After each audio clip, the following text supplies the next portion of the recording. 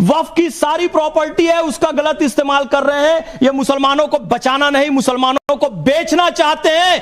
कितना देश को जलील करने की, बांटने की कोशिश कर रहे हैं। एक भी मौजूद नहीं छीनी जाएगी। जाकर के चैलेंज करता हूं नरेंद्र मोदी को। आप जरा अरे विवेक श्रीवास्तव, चाहे हिम्मत नहीं है, मगर तुम बीजेपी को इजाजत दे रहे हो हमारी मस्जिदों को, वक्फ को खत्म करने का। तुम हमारी शरीयत पे हमला नहीं। अरे ये आदमी कितना जलील नीच गलीज आदमी है। देखिए फैज खान कैसे विवेक श्रीवास्तव और ओवैसी को नीच घटिया तरीके से चरित्रहीन कर बेइज्जती किया है। वक्फ बोर्ड बिल को लेकर जो है मुसलमान कौम भी ऐसा सवाल पूछा इन लोगों से जिसका ये लोग जवाब नहीं दे पाया। विपक्ष का नेता हो या प्रवक्ता हो, देखिए कैसे विवेक श्रीवास्तव एक मुसलमान को दूसरे मुसलमान से लड़वा रहा है, पीछे से धक्का मार रहा है कि जाइए उसके साथ लड़िए। यही है इन लोगों का दोहरा चाल चरित्र और पूरा सच्चाई इस वीडियो में आपको मिलेगा। और डिबेट भी बड़ा मजेदार और तीखी बहस नोक झोंक के साथ जो है आपको देखने को मिलेगा। यहाँ मौजूद लोगों से भी कुछ सवाल लेना चाहता हूँ इससे पहले कि और हाईजैक कर ले Vivek Shrivastava. Places of worship act की तरफ वो जा रहे हैं, आपकी तरफ से कोई सवाल है तो जल्दी बताइए क्या है। मुझे लगता है ये मैच है ना पाकिस्तान में हो रहा है।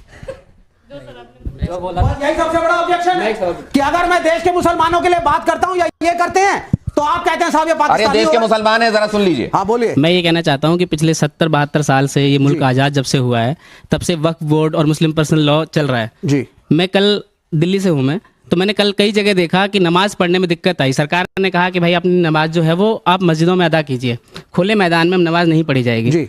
जब हम मस्जिद गए तो मस्जिद है ही नहीं जी। मतलब इतना चंदा हम हर साल ईद पे, बकरी ईद पे और जुमा के दिन दे के आते हैं, क्या हम एक मस्जिद नहीं बना सकते? नहीं। पूरी दिल्ली में मैंने देखा कई जगह हमने खुद ये चीज झेली है कि नमाज नहीं पढ़ी।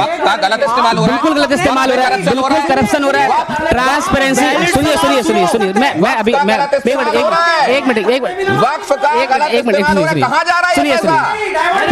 सुनिए मेरी बात सुनिए। अभी खत्म नहीं हुआ, अभी खत्म नहीं हुआ। मुसलमान को बोलने दीजिए।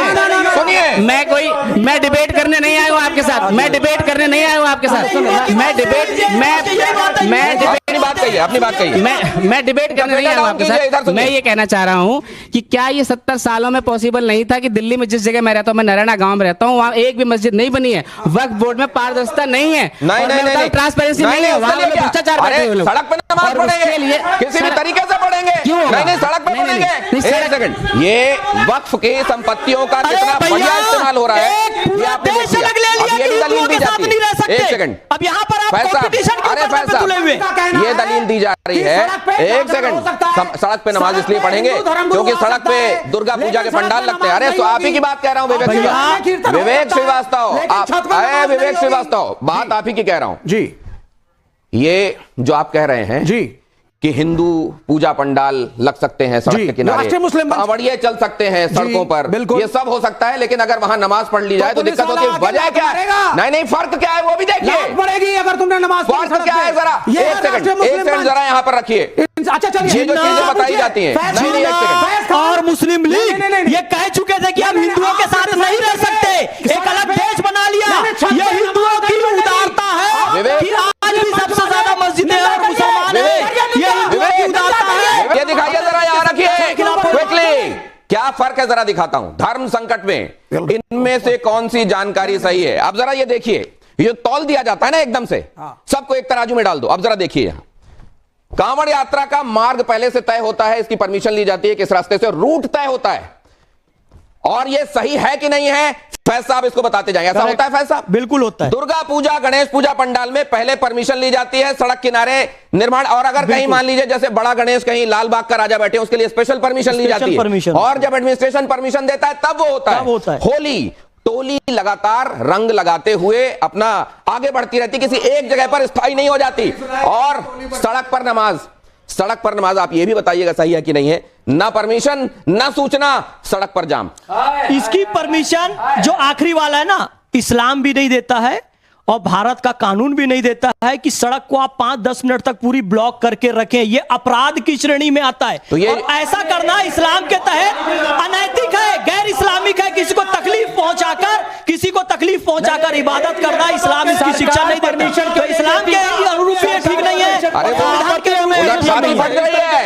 छाती फट रही है उधर, छाती तो फटेगी ना, सच्चाई सुन के क्यों नहीं फटेगी?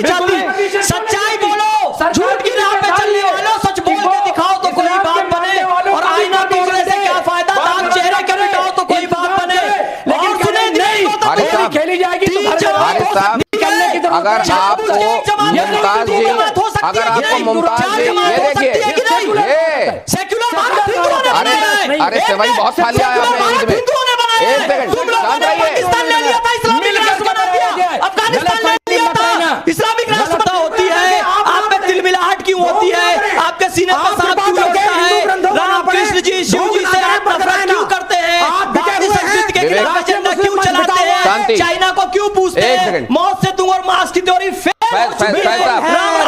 चल रही है। फैज की रीडिंग ये है कि जिस तरीके से देश के बड़े फैसलों के साथ हिंदुस्तान का मुसलमान पूरी मजबूती के साथ खड़ा रहा है, वैसे ही एक बार फिर से देखने को मिलेगा। और ये जो एजेंडा चलाया जा रहा है, उनके एजेंडे धराशायी होंगे। अब जरा ये देखिए, लेकिन क्या एजेंडे बंद होंगे?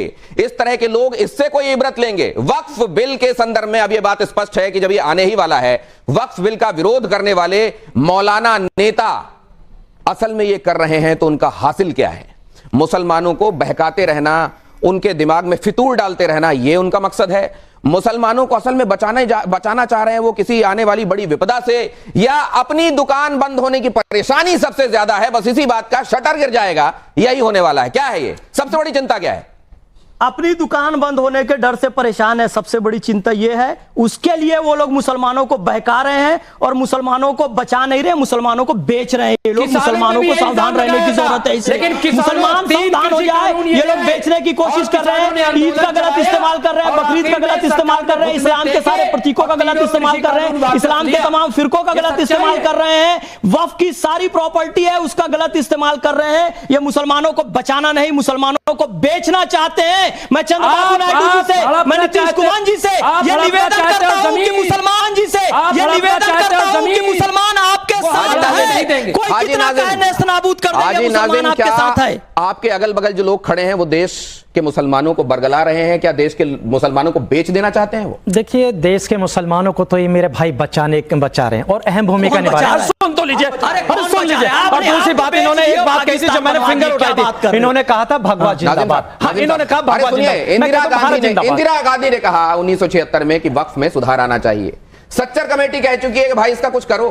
कितनी बड़ी प्रॉपर्टी, इतनी बड़ी प्रॉपर्टी के बावजूद बस चंद पैसा आता है, बाकी सब हजम कर लिया जाता है। मुसलमानों की बेवाओं के लिए, पसमानदाओं के लिए, पिछड़ों के लिए क्या किया जा रहा है वो आपको नजर नहीं आ रहा है? हाँ दिनेश जी, देखिए आपके इस सवाल के जवाब में देखिए मैं ये कहना चाहता हूं कि आश्रम की जमीनों की भी थोड़ी सी जांच होनी चाहिए, मठ की भी जमीनों की थोड़ी सी जांच होनी अपने दामन पे दाग है, उसको आपको पता है, आश्रम में आपको पता है, आपको पता है किसी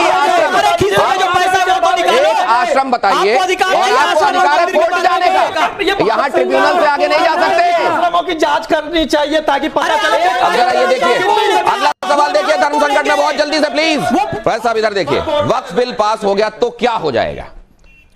मुस्लिमों के साथ इंसाफ होगा, ये मौलाना गदर काट देंगे। देख रहे हैं आप, वो कृषि कानून की बात कर रहे हैं। राहुल अखिलेश पास होने ही नहीं देंगे, इस तरह के लोग पास नहीं। राहुल अखिलेश, अरे आप कैसे वामपंथी हैं? होने देंगे सर? इसमें तो आपके किसी नेता का नाम भी नहीं लिखा है। इंडिया अलायंस है ना? हाँ। इंडिया अलायंस देखिए, जिंदाबाद। राहुल अखिलेश पास नहीं होने देंगे ये कहना गलत है, क्योंकि रामविलास नीतीश जी, पासवान जी और चंद्रबाबू नायडू जी और मोदी जी और तमाम नेता मिलकर इसे पास करके रहेंगे जैसे पहले के कानूनों को पास लेकिन किया। इनकी उम्मीद इसी पर टिकी हुई है कि नीतीश कुमार, बदल जाएगी, चंद्रबाबू नायडू, उधर जीतन राम मांझी, चिराग पासवान, इनकी सुनेंगे, अपने कोalition की नहीं सुनेंगे। कोalition की ही सुनेंगे, मुझे पूरा। और मैं यहां से भी अपील कर रहा हूं ना, ये ना पढ़े लिखे से दूर रहें, पढ़े लिखे लोगों के साथ आए। पढ़ा लिखा समझदार मुसलमान उनके साथ में है और बाकी मुसलमान भी इनके साथ में है, इसलिए इनके बहकावे में ना आए। ये असदुद्दीन ओवैसी प्ले कीजिए प्लीज। असदुद्दीन ओवैसी क्या कह रहे हैं, जरा उसको सुनिए। और चंद्रबाबू नायडू, नीतीश कुमार, चिराग पासवान और जयंत चौधरी, याद रखो, हम कभी भी तुम्हारी इस चीज को माफ नहीं करेंगे। तुम हमारी शरीयत पर हमला जो करने की इजाजत बीजेपी को दे रहे हो, अगर ये चारों बोल दे कि बिल नहीं लाना चाहिए तो बिल नहीं आएगा, मगर तुम बीजेपी को इजाजत दे रहे हो हमारी मस्जिदों को, वक्फ को खत्म करने का। तुम हमारी शरीयत पे हमला नहीं। अरे ये आदमी कितना जलील नीच गलीज आदमी है, ये कितना भड़का रहा है। अमित शाह जी बोल चुके हैं, अरे बोलूंगा इस देश को तोड़ने की बात। ये टाइम्स नाउ में इसे चलाया क्यों जा रहा है? मैं तो ये कहता हूं भैया, कितना देश को जलील करने की, बांटने की कोशिश कर रहा है। एक भी मस्जिद नहीं छीनी जाएगी, एक भी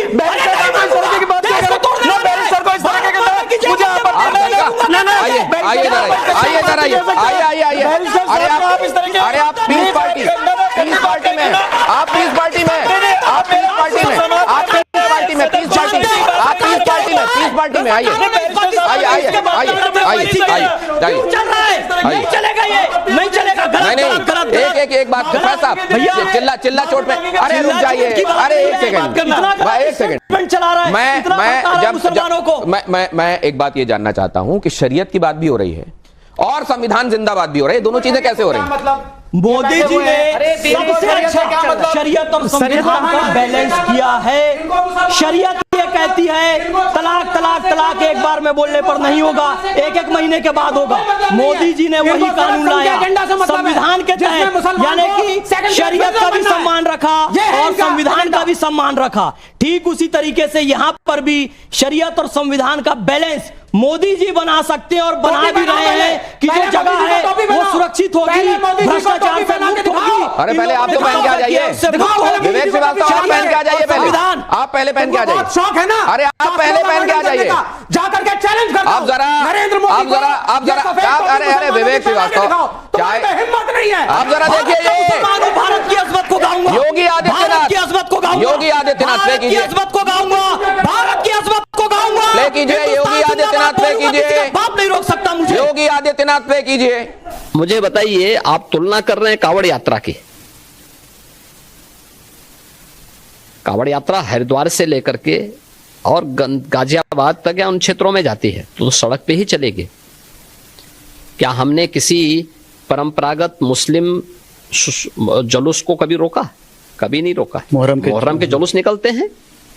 हाँ, ये जरूर कहा कि भाई ताजिया की साइज थोड़ा छोटा करिए, इसलिए करिए क्योंकि तुम्हारी सुरक्षा के लिए हाई टेंशन तार होंगे, हाई टेंशन तार बदलेंगे नहीं तुम्हारे लिए, उसके साइज कम करो क्योंकि हाई टेंशन की चपेट में आओगे मर जाओगे। और यही होता है कावड़ यात्रियों में भी, उनको बोला जाता है डीजे की साइज छोटा करो, और जो नहीं करता उसमें हम लोग सख्ती करते हैं। कानून तो सबके लिए बराबर लागू किया जा रहा है, तो आप कैसे तुलना कर दे रहे हैं फिर उसको? ईद में कौन सा प्रदर्शन करेंगे आप? घंटों सड़क जाम करेंगे नमाज पढ़ने के नाम पे, और नमाज पढ़ने की जगह आपकी ईदगाह होगा, आपका मस्जिद होगा, सड़क नहीं हो सकती।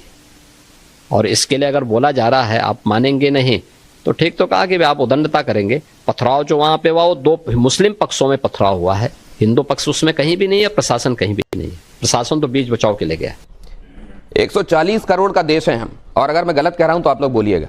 हम लोग तभी एक ताकत बनते हैं जब हमारी मुट्ठी बनती है। यही है इन लोगों का दोहरा चाल चरित्र जो जनता के बीच आ चुका है। लेकिन वक्फ बोर्ड के बिल के नाम पर जो है कितना मुसलमानों को बरगला रहा है, कितना मुसलमानों को भड़का रहा है। जितने भी विपक्ष के नेता हो या प्रवक्ता हो, ये सिर्फ अपना तुष्टीकरण की राजनीति करने के लिए, अपना राजनीतिक चेहरा चमकाने के लिए इस तरह का बयान का इस्तेमाल करता है, जिससे मुसलमान हिंदू में जो है दंगा हो भर के, ताकि हमारा सरकार, हमारा आका जो है वो प्रधानमंत्री बन जाए। तो आज का वीडियो हम यही एंड करेंगे। अगर वीडियो अच्छा लगा तो एक लाइक करें, अगर चैनल पर नए हैं तब एक बार जरूर सब्सक्राइब करें। हम आपको मिलेंगे इसी तरह के नेक्स्ट वीडियो में। जय हिंद, जय भारत, जय श्री राम।